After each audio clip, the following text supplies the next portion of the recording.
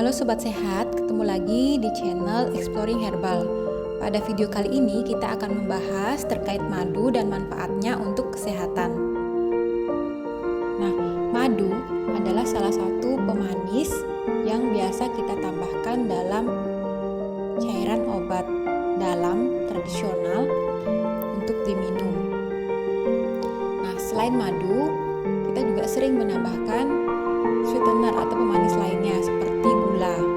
Nah, diketahui konsumsi gula berlebih dapat memicu obesitas, di mana di sini ada proses dari konsumsi gula hingga menjadi komponen lemak darah pada akhirnya, sehingga banyak literatur menyebutkan kita tidak boleh mengkonsumsi banyak gula karena dapat memicu obesitas. Ketika tubuh kita sudah obesitas, maka kita akan rentan mengalami demensia, stroke, dan depresi, kemudian gangguan kardiovaskuler dan hipertensi, asma dan kanker, diabetes dan penyakit ginjal, kurang subur atau infertilitas, dan pregnancy loss, dan dapat pula mengakibatkan kita mengalami artritis dan asam urat. Sekarang kita akan melihat bersama apakah madu sebagai alternatif pemanis dapat berdampak baik bagi tubuh. Sedikit tentang madu, di mana madu adalah substansi makanan manis dan kental yang dibuat oleh lebah madu dan beberapa serangga lain. Madu mendapatkan rasa manisnya dari monosakarida fruktosa dan glukosa, serta memiliki rasa manis yang hampir sama dengan sukrosa atau gula meja. Jenis madu ada banyak, terutama madu yang beredar di Indonesia itu beragam di setiap pulau. Beberapa jenis madu khas Indonesia yang kaya akan manfaat yaitu madu hutan Sumbawa, madu kelulut, madu hutan Sumatera, madu hutan Timur, madu kaliandra, madu kelanceng, madu pahit Bangka, dan kalau di Bali sendiri terkenal dengan madu kelau. Nah, secara umum komposisi madu itu sekitar 80% adalah gula. Namun selebihnya adalah air, kemudian sebagian kecil ada mengandung komponen protein asam amino, enzim, asam organik, vitamin dan mineral, serta beberapa senyawa fitokimia seperti dari golongan volatile compound dan lain sebagainya. Kandungan senyawa fitokimia di dalam madu itu sangat beragam. Namun dalam suatu penelitian diketahui bahwa madu secara umum mengandung golongan senyawa asam fenolat atau asam fenolik serta flavonoid.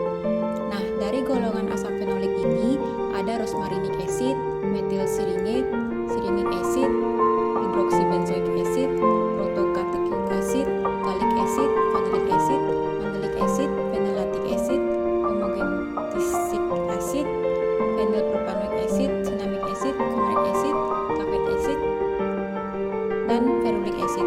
Kemudian dari golongan flavonoid di sini ada isoramnitin, asparagine, pinosembrin, naringenin, pinobanskin, trisin, luteolin, trisetin, galangin, camphorol, quercetin, dan mirisetin.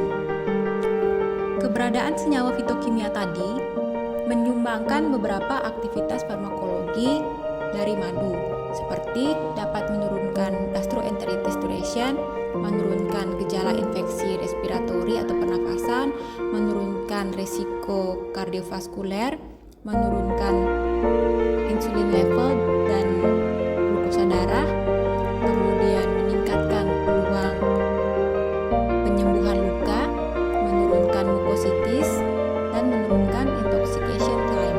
Jadi banyak efek dari senyawa fitokimia yang disumbangkan pada madu.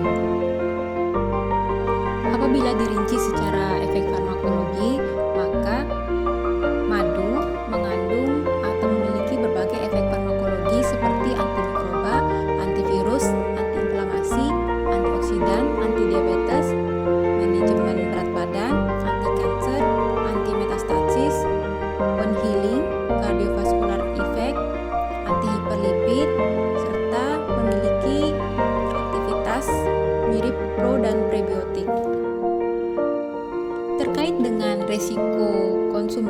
gula berlebih yang telah disampaikan di awal tadi, yaitu konsumsi gula berlebih dapat meningkatkan risiko obesitas.